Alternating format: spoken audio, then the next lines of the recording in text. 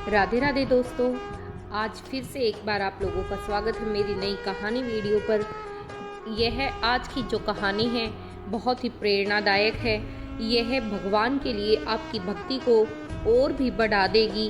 भगवान हर मुसीबत में हमारा साथ कैसे देते हैं ये सब इसी कहानी में बताया गया है। आप सभी से एक छोटी सी रिक्वेस्ट है, कृपया कहानी को पूरा सुने। अधूरा सुनने से पाप लगता है, पूरा सुनने से ज्ञान की प्राप्ति होती है। तो चलिए कहानी को शुरू करते हैं। उससे पहले एक बार महादेव के चरणों में अपनी हाजिरी लगाने के लिए कमेंट सेक्शन में हर हर महादेव अवश्य लिखें। किसी देसलपुर गांव के देश में एक राजा रहता था।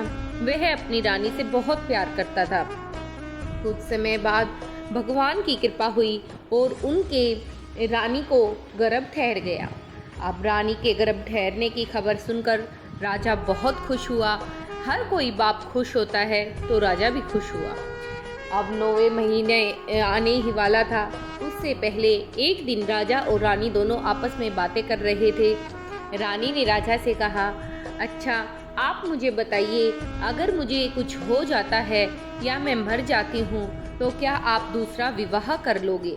तब राजा ने कहा, कदापि नहीं, मैं तुमसे बहुत प्यार करता हूँ, ऐसा नहीं होगा, और तुम्हें कुछ हो जाए ये भी नहीं होगा।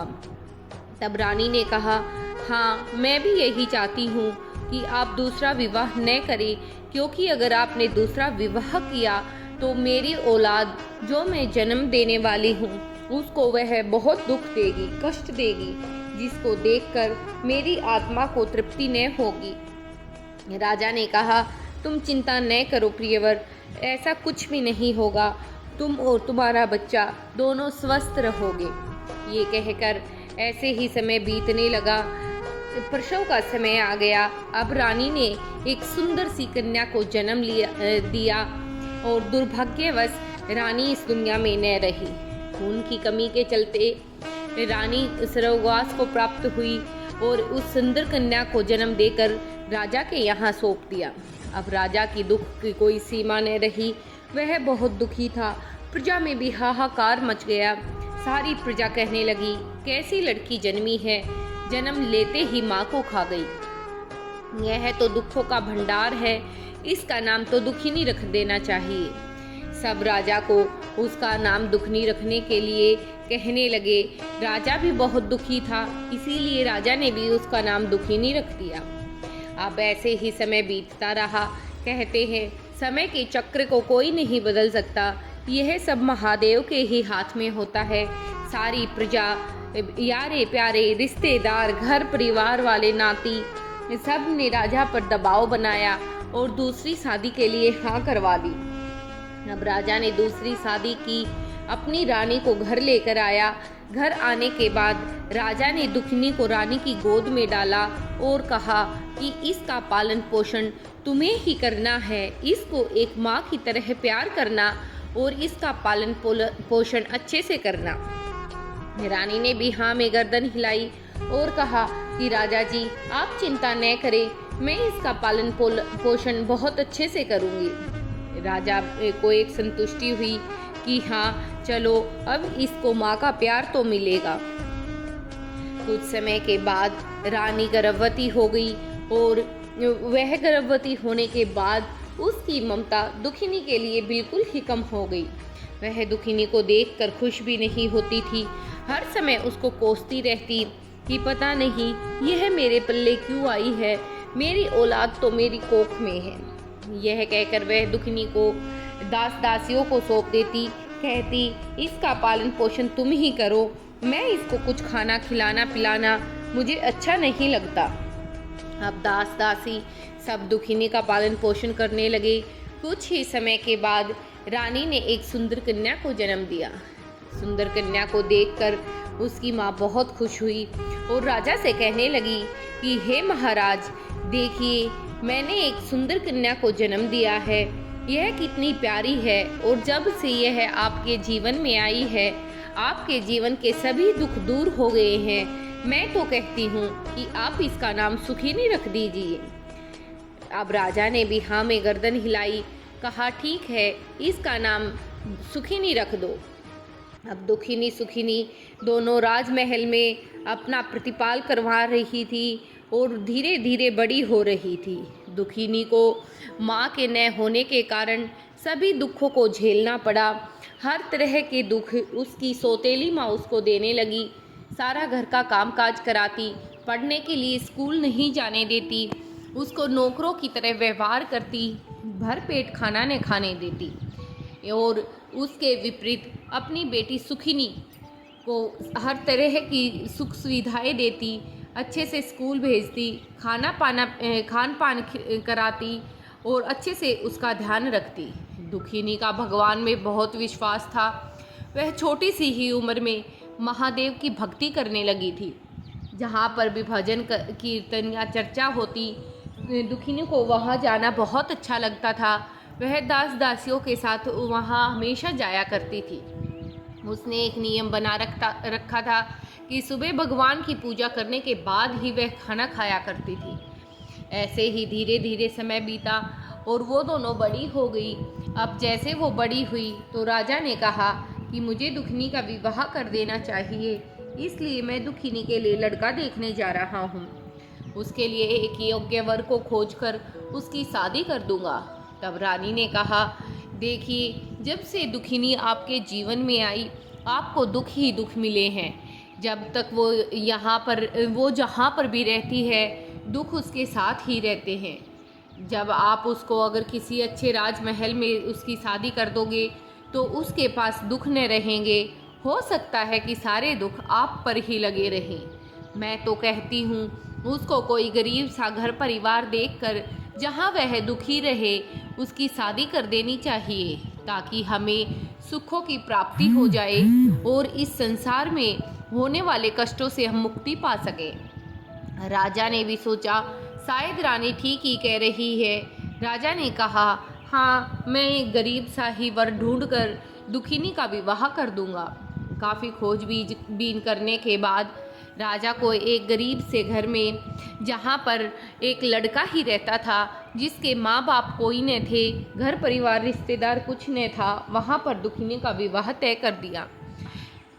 साथ ही साथ राजा ने उसी गांव के एक साहूकार के यहाँ पर सुखिनी का विवाह भी तय कर दिया।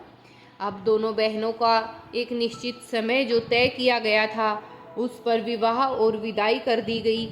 सुखिनी अपने घर चली गई, दुखिनी अपने घर चली गई। अब दुखिनी को काफ़ी दुखों का सामना करना पड़ा। ना किसी बड़े का हाथ उनके सिर पे था, ना ही उसका पति इतना कमाता था कि वो भरपेट खा सके।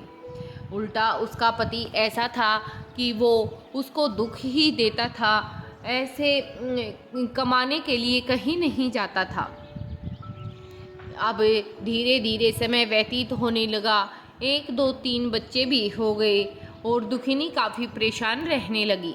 अब दुखिनी ने सोचा कि अब तक तो अकेली थी, जैसे तैसे जो मिलता था खा लेती थी, ना मिले तो भूखी रह जाती थी। लेकिन अब बच्चों को कैसे रोता बिलखता देखे। बच्चों की यह हालत उससे देखी न गई और पति उनका प्रतिपाल कर नहीं पा रहे थे, तो उनके प्रतिपाल के लिए दुखिनी ने सोचा कि मैं लोगों के घरों में झाड़ू पोछा बर्तन मांजकर अपने बच्चों का प्रतिपाल करूंगी। ये सोचकर दुखिनी ने सोचा कि यहाँ वहाँ जाने से तो अच्छा है मैं अपनी बहन के घर ही ये सारे काम कर लूँ और बदले में उससे खाना मांग लूँ, जिससे मेरे बच्चों का प्रतिपाल हो सके। ये सोचकर दुखिनी अपनी बहन सुखिनी के घर गई। वहाँ जाकर अपनी बहन से कहा, बहन, मेरा पति तो निकम्मा निठल्ला है, काम काज कुछ करता नहीं। अब तक तो अकेली थी तो जैसे तैसे सारी चीज़ें मैं सह लिया करती थी। अब बच्चों को कैसे रोता बिलखता देखूं। भूख से रोते हुए बच्चे मुझसे देखे नहीं जाते।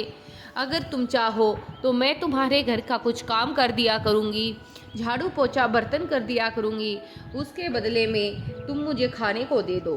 तब सुखिनी ने कहा, खाने को तो मैं दे दूँगी, लेकिन मैं अपना बचा हुआ झूठा खाना ही दे सकती हूँ, सूखा अनाज तो मैं नहीं दूँगी। तब दुखिनी ने सोचा, झूठा ही सही, लेकिन बच्चों का पेट तो भरेगा। यह कहकर दुखिनी ने हाँ भर दी और अपनी बहन के घर काम करके झूठा भोजन लाने लगी। ऐसे ही समय और बीता। समय के चक्र को घूमते समय कहाँ लगता है, वही दुखिनी के साथ हुआ। अब बच्चे थोड़े बड़े हो गए। दीपावली का समय आ रहा था। दीपावली से एक दिन पहले बच्चे घर की सफाई कर रहे थे तो लड़की ने माँ से कहा कि माँ, हमेशा आप मासी के घर से झूठा खाना हिलाती हो। आप मासी को कहकर कल सूखा अनाज ले आना। सबके घर में दीपावली पर मिठाइयाँ आती है, हमारे घर में तो कभी भी मिठाई नहीं आती। अगर आप थोड़ा सा सूखा अनाज ले आओगे तो कल उस सूखे अनाज से हम ताज़ा खाना बनाकर भगवान को भी भोग लगा देंगे और खुद भी थोड़ा सा ताज़ा खाना खा लेंगे। हमने तो कभी ताज़ी खाना खाया ही नहीं है, हमेशा ही बासी खाना खाते हैं। माँ ने कहा ठीक है बेटा। अगले दिन दुखिनी अपनी बहन के घर गई, झाड़ू पोछा बर्तन सारा काम निपटाया।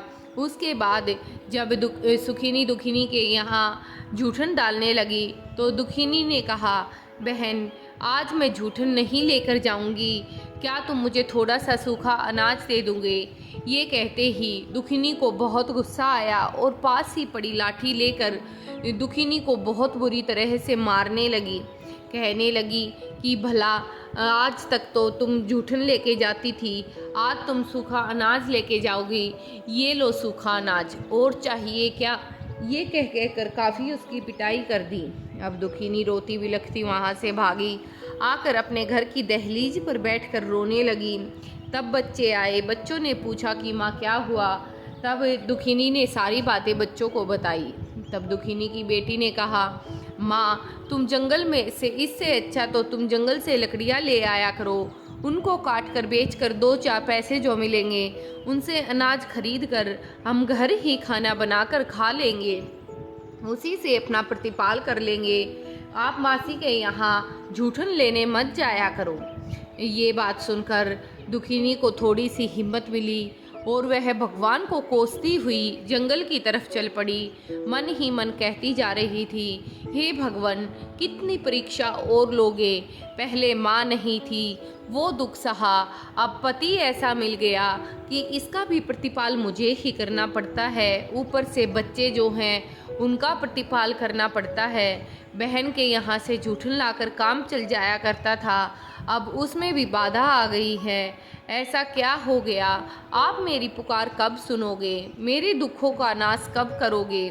हे भगवान, आपके चरणों में गिरे हुए मुझे काफ़ी समय हो गया है, अब मुझे आपका सहारा चाहिए। ये सोचते सोचते वह जंगल में जा रही थी। इतनी ही देर में उसे सामने एक गाय दिखाई दी। गाय बोली, अरे कौन जा रही हो? तब दुखिनी ने कहा, मैं दुखिनी जा रही हूँ। तब गाय ने कहा, अरे दुखिनी, मैं अपने बच्चे को जन्म दे रही हूँ, क्या तुम मेरी थोड़ी सी कमर सहला दोगी, जिससे मुझे यह प्रसव का दर्द सहन करने की हिम्मत मिले और मैं अपने बच्चे को आराम से जन्म दे सकूँ। दुखिनी ने कहा, ठीक है, मैं ऐसा ही करती हूँ। दुखिनी जाकर गाय की कमर सहलाने लगी और गाय ने अपने बछड़े को जन्म दिया, जिससे गाय बहुत खुश हुई। अब दुखिनी आगे चली। थोड़ा सा आगे चलने पर दुखिनी को एक सांप दिखाई दिया। सांप ने आवाज़ लगाई, अरे तुम कौन जा रही हो? तब दुखिनी ने कहा, मैं तो दुखिनी जा रही हूँ। तब सांप ने कहा, अरे दुखिनी, मैं अपनी कंचुली उतार रहा हूँ, क्या तुम मेरी थोड़ी सी मदद कर दोगी, जिससे मेरी कंचुली आराम से उतर जाए और मैं इससे बाहर निकल सकूं? तब दुखिनी ने कहा, ठीक है, और दुखिनी ने सांप की मदद की। सांप उस कंचुली से बाहर निकल आया और दुखिनी आगे चलने लगी। आगे चलते चलते दुखिनी को एक बुढ़िया दिखाई दी और बुढ़िया ने आवाज़ लगाई कि अरे तुम कौन जा रही हो?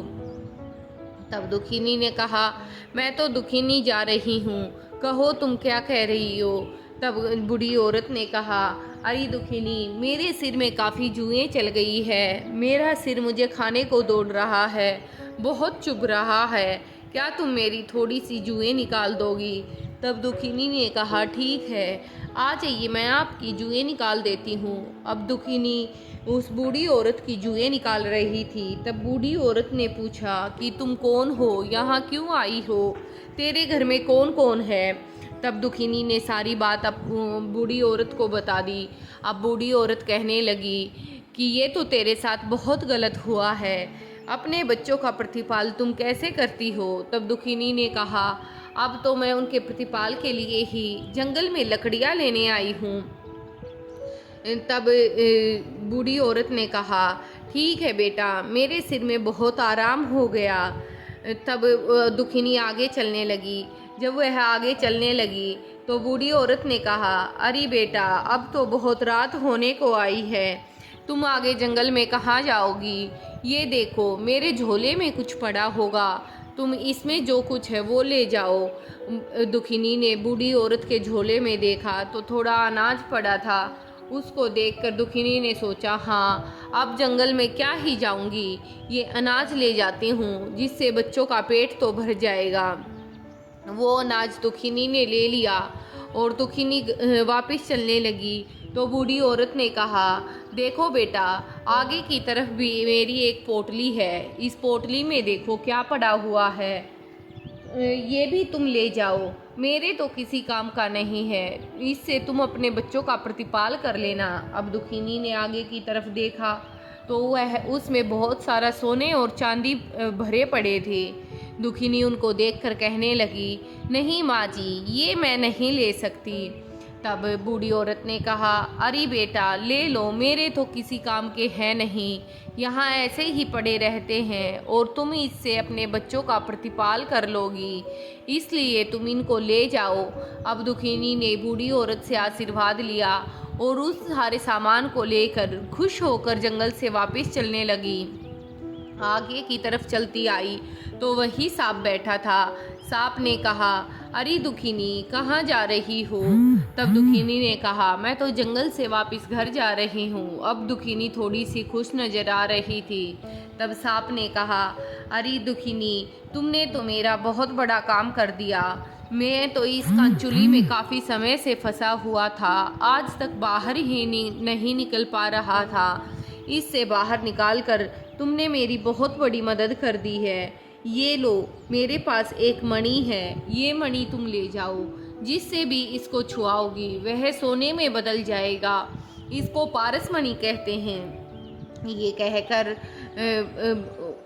सांप ने दुखिनी को वह पारस मणि दे दी। अब वह पारस मणि को लेकर और भी खुश हुई और सोचा, मेरे दुख के दिन दूर चले गए हैं, और आगे की तरफ चली। आगे चलते चलते वही गाय खड़ी थी। गाय ने कहा, आ गई दुखिनी। तब दुखिनी ने कहा, हाँ, आ गई हूँ और बहुत खुश भी हूँ। तब गाय ने कहा, चलो अच्छा है, तुम खुश हो, मैं तो बहुत परेशान हूँ। तब दुखिनी ने कहा, तुम्हें क्या परेशानी है।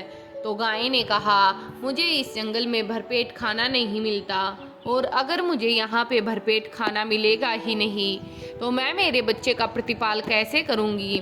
तब दुखिनी ने कहा कि अच्छा, इसमें मैं तुम्हारी क्या मदद कर सकती हूँ, मुझे बताओ। तब गाय ने कहा कि अगर तुम मुझे अपने घर ले जाओ, मैं तुम्हारे बच्चों के लिए तुम्हें दूध दे दिया करूँगी, जिससे तुम्हारे बच्चों का प्रतिपाल हो जाएगा, और तुम मुझे मेरे खाने के लिए दे देना, जिससे मैं अपने बछड़े को दूध पिलाकर उसका प्रतिपाल कर सकूंगी।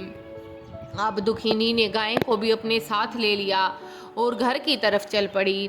अब घर आकर उसने बच्चों को ये सारी चीज़ें दिखाई। बच्चे और दुखिनी बहुत खुश हुए। ऐसे ही समय बीतने लगा। धीरे धीरे दुखिनी ने अपने सारे कामों को पूरा कर लिया। एक सुंदर घर भी बना लिया, जो एक राजमहल से कम नहीं था, और अपने बच्चों को अच्छे स्कूल में भेजने लगी, अच्छा पहनने लगी, हर रोज़ भगवान की चर्चा कराने लगी। महादेव की चर्चा को सुनने के लिए गांव के पूरे लोग आते थे। अब तो पूरे गांव में चर्चा होने लगी कि देखो, ये दुखिनी कितनी दुखी थी और महादेव ने इसकी प्रार्थना से कैसे एक ही दिन में इसके सारे दिन बदल दिए। आखिर इसको महादेव की इतनी कृपा कैसे प्राप्त हुई। ये बात उड़ती उड़ती दुखिनी के पास भी गई, सुखिनी के पास भी गई, और सुखिनी का उल्टा हाल था। जब से दुखिनी ने उसके घर में जाना बंद किया था, उसके घरों में दुखों का पहाड़ टूटा हुआ था। हर जगह हाहाकार ही रहता था।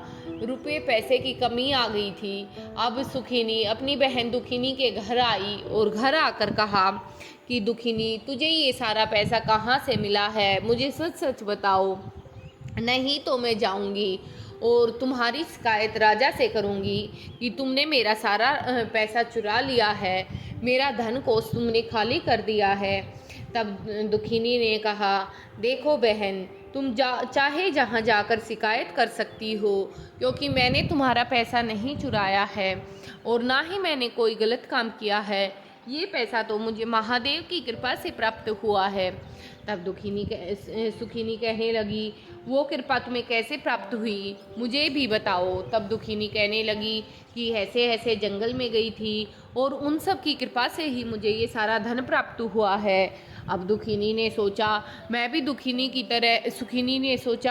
दुखिनी की तरह दुखी होकर जंगल में जाऊंगी और अपने दुखों को दूर कर लूँगी। और मेरे पास तो पहले से थोड़ा सा धन है, तो मैं और भी अमीर हो जाऊंगी। अब दुखिनी लालच भरे मन से जंगल में गई। जैसे ही 2-4 कदम रखे, एक शेर सुखिनी के पीछे भागा और दहाड़ने लगा। अब सुखिनी भागते भागते हाफते हाफते एक पेड़ पर चढ़ी। जैसे ही वो पेड़ पर चढ़ी तो वहाँ पे एक सांप बैठा था। सुखिनी की तो जैसे जान ही निकल गई और वह उस पेड़ से उतरकर और आगे की तरफ भागी। जैसे ही वो आगे भागी, एक चुड़ैल वहाँ पर थी। उसने डंडे से सुखिनी की खूब पिटाई की और कहा, आ गई गरीब बनकर मुझे लूटने के लिए, चली जा, इस जंगल से निकल जा। और सुखिनी वापस अपने घर की तरफ आ गई। आकर उसने अपनी बहन से कहा, मेरे साथ तो ऐसा ऐसा हुआ। दुखिनी ने कहा, बहन, मैं तो कहती हूँ तुम महादेव के चरणों में ध्यान रखो, लालच को छोड़ दो, हर बुरी नीयत को साफ कर लो, दूसरों का अपमान करना छोड़ दो, इस घमंड को छोड़ दो, द्वेष और ईर्ष्या की भावना को छोड़ दो। तुम्हें कहीं जाने की ज़रूरत नहीं। महादेव यहाँ पर ही तुम्हारे सारे दुखों को दूर कर देंगे। जब तक तुम अपने मन में दूसरों के लिए घृणा और घमंड को भरकर रखती हो, तब तक महादेव वहाँ पर नहीं आते। जिसका मन साफ और पवित्र होता है, महादेव वहीं पर आते हैं। चाहे कोई तुम्हारा बुरा भी करे, तब भी उसके लिए अपना मन साफ रखो। कुछ अच्छा न बोल सको तो बोला ही मत करो। इससे तुम्हें महादेव की कृपा प्राप्त होगी और तुम्हारे भी सारे दुख दूर हो जाएंगे। इस तरह कथा समाप्त हुई और भगवान महादेव की कृपा जिस तरह दुखनी को प्राप्त हुई, वैसे ही हम सबको मिले। कमेंट सेक्शन में हर हर महादेव, वीडियो को लाइक और शेयर अवश्य करना, यह आपसे एक नम्र निवेदन है। हर हर महादेव, घर घर महादेव, जय महादेव।